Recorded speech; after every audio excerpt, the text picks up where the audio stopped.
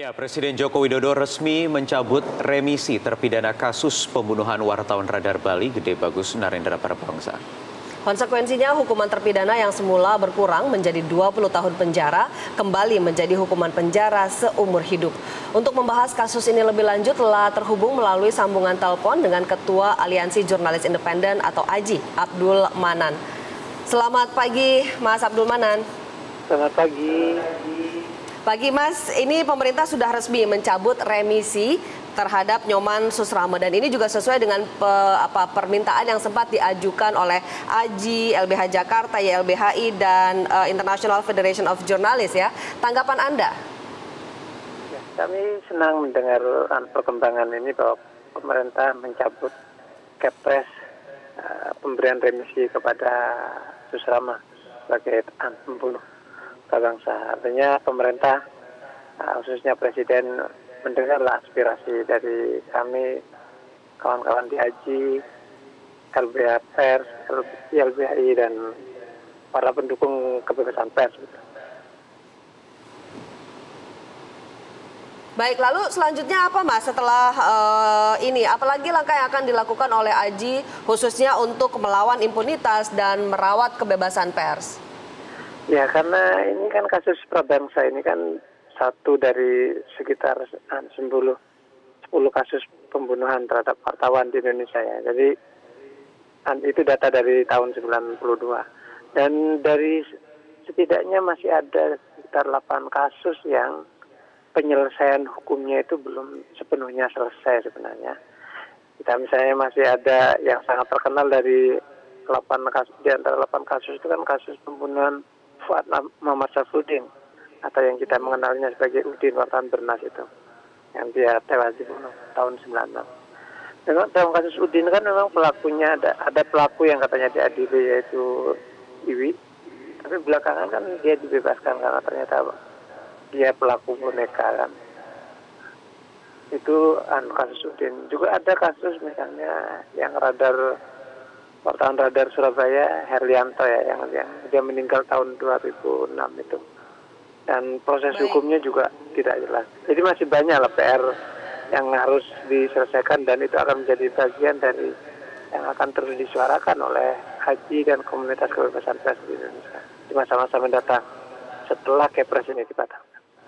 Baik, kalau menurut catatan AJI, apa yang menyebabkan proses hukumnya ini tidak selesai? Ya memang yang utama saya kira ya political will dari pemerintah, khususnya aparat penegak hukum lah ya. Karena sebagian besar kasus itu sebenarnya kan bukan kasus yang terlalu sulit untuk dipecahkan seperti kasus 65 misalnya yang peristiwanya udah bertahun puluhan tahun. Kan masih dalam hitungan 20 atau di bawah 30 tahun. Seperti kasus Udin, apalagi kasus Herlianto misalnya. Tapi kan karena proses hukum itu tonggaknya ada di penegak hukum, ya memang pada akhirnya kembali ke aparat penegak hukum yang karena mereka yang punya instrumen untuk melakukan penyidikan dan juga penuntutan ke pengadilan. Jadi yang kami lakukan sebagai komunitas pers, organisasi wartawan adalah bagaimana mendesak aparat penegak hukum untuk menyelesaikan apa yang sudah dimulai. Karena ada beberapa kasus itu yang memang sudah diselidiki, tapi belum sampai ke proses hukum. Baik, itu salah satunya ya Mas ya, yang diharapkan AJI dari pemerintah. Masih terkait dengan HPN Mas yang baru saja berlalu, apalagi yang diharapkan AJI dari pemerintah? Ya, selain kasus pembunuhan wartawan kan AJI menilai tantangan yang dihadapi oleh kebebasan pers kita itu kan bukan hanya serangan fisik seperti pembunuhan atau perampasan alat, kekerasan fisik. Hal lain yang juga penting menjadi perhatian pemerintah itu adalah kalau memang pemerintah punya komitmen kuat untuk membela atau menciptakan iklim kebebasan pers adalah dengan membuat regulasi-regulasi yang sejalan dengan kebebasan pers. Dan kita kan masih setidaknya punya ada 2 regulasi yang selama ini sering dipakai untuk yang jadi alat pukul terhadap pers, itu kita masih punya KUHP yang punya banyak pasal yang bisa memenjarakan wartawan karena masih ada pencemaran nama baik, berita bohong. Dan yang terus kami sesalkan adalah misalnya di pemerintahan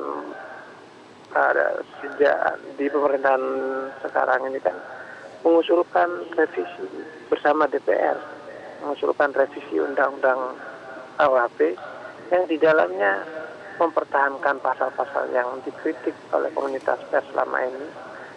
Misalnya mempertahankan pencemaran nama baik, delik kabar bohong yang sifatnya elastis, dan malah menambahkan contempt of court misalnya.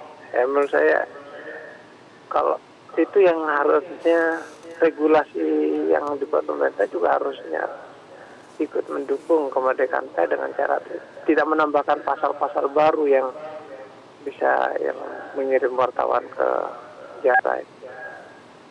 Baik, Mas Abdul Manan, Ketua Aliansi Jurnalis Independen. Terima kasih sudah bersama kami pagi hari ini.